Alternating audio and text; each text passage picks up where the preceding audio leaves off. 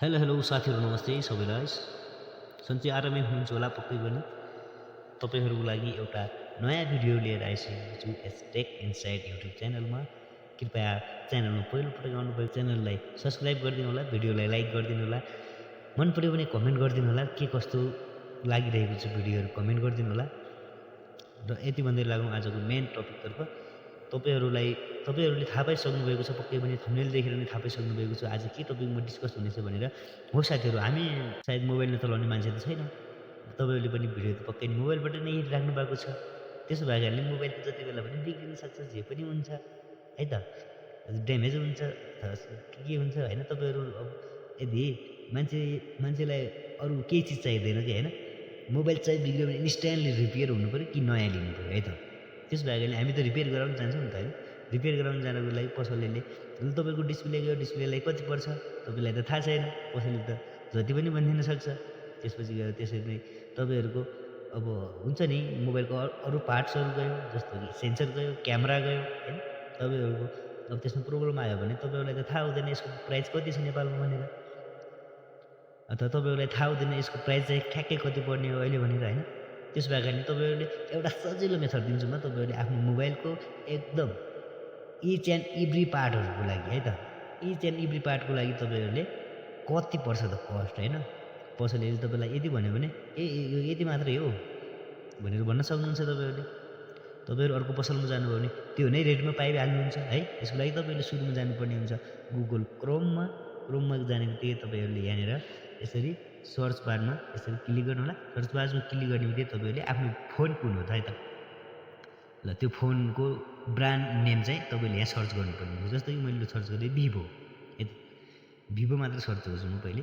अब Vivo search गर्ने बित्तिकै मैले यहाँनिर भिभोको अगाडि यहाँनिर के लाउँछु त भन्दाखेरि SPAR spare parts price in Nepal भन्ने यहाँ थर्ड नम्बरमा सेकेन्ड नम्बर देखेको छ, यसमा क्लिक गर्छु म है त। यसरी भिभोको अफिसियल वेबसाइट खुलिसकेको छ। त्यसमा तपाईँले यहाँ फर्स्टमा जुन खोलेको छ त्यसमा चाहिँ क्लिक गर्नु होला। त्यसपछि तपाईँले यसमा क्लिक गर्नु होला। क्लिक गर्ने बित्तिकै तपाईँहरू जान सक्नुहुन्छ यसरी इन्टरफेसमा भित्र।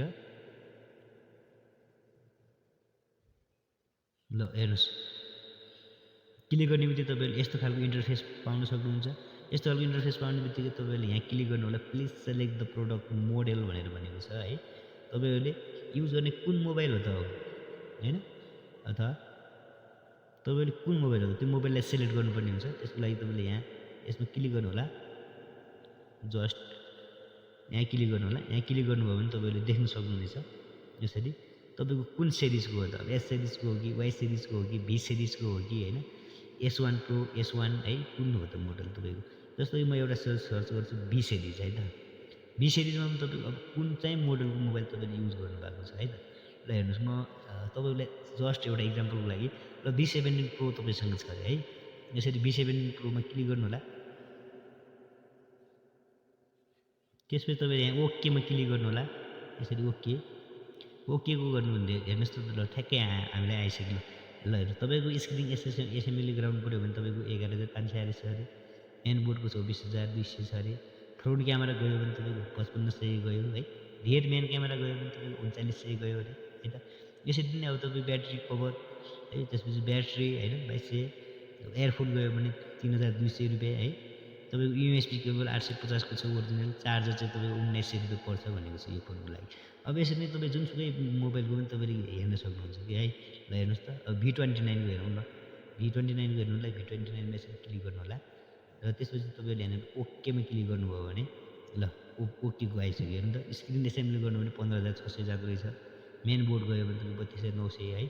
यसरी मैले एउटा इक्जाम्पल मात्र दिएको। तपाईँहरूले सबै जुनसुकै कम्पनीको मोबाइललाई पनि तपाईँहरू जुनसुकै कम्पनीको मोबाइल पनि प्रयोग गर्दै हुनुहुन्छ भने तपाईँले यसरी नै यहाँनिर क्लिक गर्नु होला। तपाईँलाई ब्रान्ड नेम थाहा हुनुपर्यो, आफ्नो मोबाइलको ब्रान्ड नाम क्लिक गर्नु के अरे सर्च गर्नु होला। त्यसपछि प्रत्येक पार्टको जानकारी पाउन सकिन्छ है। त्यसो भयो भने हामीलाई पसलले ठग्ने चान्स एकदम धेरै हुन्छ। यसै पनि एन्ड्रोइड फोन युजरहरू एकदमै बढिरहेको केसमा यो जानकारी चाहिँ एकदमै महत्त्वपूर्ण छ भन्ने लाग्छ मलाई चाहिँ। तपाईँहरूलाई कस्तो लाग्छ कमेन्ट गर्नु होला। तपाईँको कुनै सल्लाह सुझाव र प्रतिक्रिया छ भने दिनु होला साथीहरू। भिडियोलाई लाइक गर्नुभएको छैन भने लाइक गर्नुहोस्, च्यानललाई सब्स्क्राइब गर्नुहोस्। यस्तै महत्त्वपूर्ण जानकारीहरूको लागि हवस् त धन्यवाद।